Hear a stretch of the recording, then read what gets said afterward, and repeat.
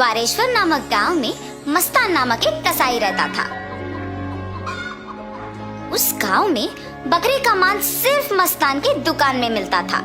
इतना ही नहीं, हर शुभ कार्य और दावत के लिए मस्तान के ही दुकान से मांस लाया जाता था। ऐसे एक दिन उस गांव के जमींदार का सेवक मस्तान की दुकान को आता है। हे मस्तान, कल जमींदार के महल में एक बड़ी दावत रखी जा रहा है। उस दावत को बहुत बड़े लोग और अमीर लोग आने वाले हैं। 100 लोगों के लिए खाना बनवा रहे हैं। उसके लिए तुम्हें 15 किलो मांस ताजा काट के कल सुबह 6 बजे को महल लेके आना होगा। पैसे तुम्हें वहीं पे मिलेंगे। मस्तान सलमान की बात को मान लेता है, लेकिन उसके पास 15 किलो का मांस नहीं होता है। इसीलिए वो बकरी वाले के पास जाता है। रमेश भैया, दरवाजा खटखटाता है। अरे क्या हुआ मस्तान, इस समय पे आए, बात क्या है? जमींदार के घर में दावत के लिए मुझे 15 किलो मांस की जरूरत है। मैंने वचन दिया कि सुबह 6 बजे उनको मांस पहुंचा दूंगा। समय ना होने के कारण मैं अभी तुमसे बकरी खरीदने आया। हाँ, तो ये है बात। ठीक है, 2000 रुपए दे के बकरी ले जाओ। ये क्या भैया, 1000 ही तो है। अब जमींदार के लिए है तो कम से कम 2000 होगा ही ना। अगर तुम्हें नहीं चाहिए तो रहने दो, मैं आराम से सो जाऊंगा। नहीं भैया, मैंने वचन दिया है, अब पीछे नहीं हट सकता। मैं दे दूंगा 2000।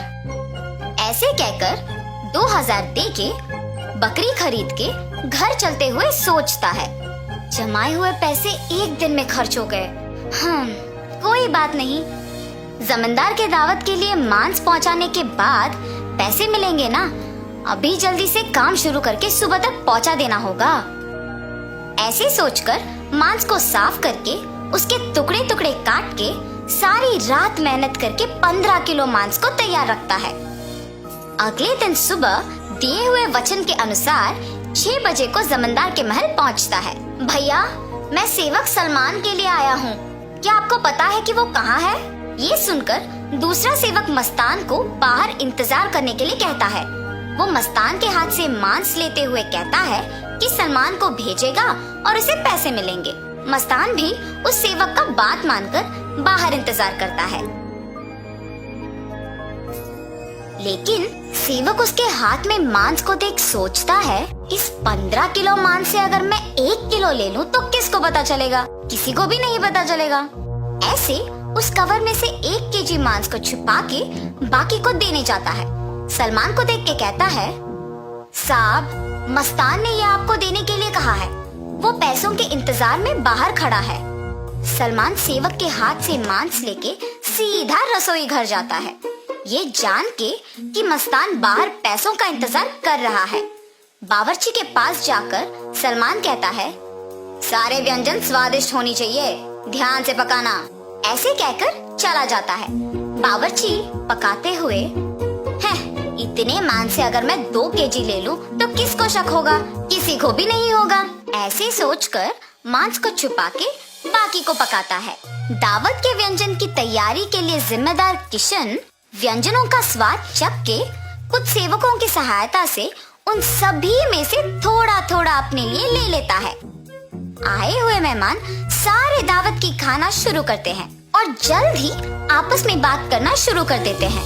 ये क्या, इतना अमीर और सम्मानित आदमी, अच्छा नाम है इनका, मगर खाने में कमी क्यों?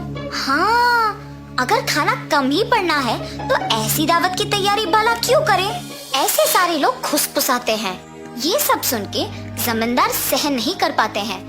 दावत के खत्म होने के बाद क्रोधित होके सारे लोगों को सभा में बुलाते हैं, खास करके दावत के लिए जिम्मेदार लोगों को, और उनको सवाल करना शुरू करते हैं। दावत की तैयारी के लिए जिम्मेदार किशन से पूछते हैं, दावत की जिम्मेदारी सौंपने पर तुम ये करोगे? सभी तैयारी किया मैंने, लेकिन व्यंजनों के लिए मात्रा पहले से ही कम पड़ गई थी प्रभु। मेरा इस बात से कोई लेना देना नहीं, आप बावर्ची से पूछिए प्रभु। ऐसे उसने अपनी किए को छुपाकर किसी और पे इल्जाम डाल देता है। तब बावर्ची छुपाए हुए 2 किलो मांस की बात को छुपा के कहता है कि दावत की सामग्री के लिए जिम्मेदार सलमान के पास इसका जवाब होगा। ऐसे उस बात से छुटकारा पाता है।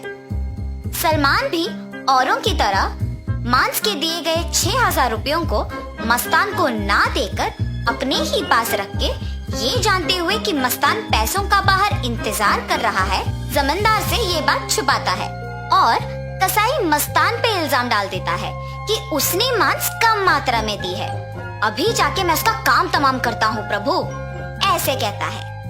उसी सभा में मौजूद मस्तान उस इल्जाम का सहन नहीं कर पाता है। सभा में से जमींदार के सामने आके कहता है, जमींदार साहब, इस पूरे गांव में मैं अकेले कसाई हूँ। पिछले 10 साल से मैं ये व्यापार कर रहा हूँ और इतने साल से आपके घर में हर कार्य और हर दावत पे मैंने खुद मांस दी है, मगर कभी भी ऐसी मुसीबत नहीं आई। आपके घर में दावत का नाम सुनते ही 1000 के बकरी को 2000 में बेचते हैं। सुबह आके मैंने मांस को पहुंचा दिया और आपके सेवक सलमान ने मुझे मांस के पैसों के लिए सुबह से इंतजार करवाया।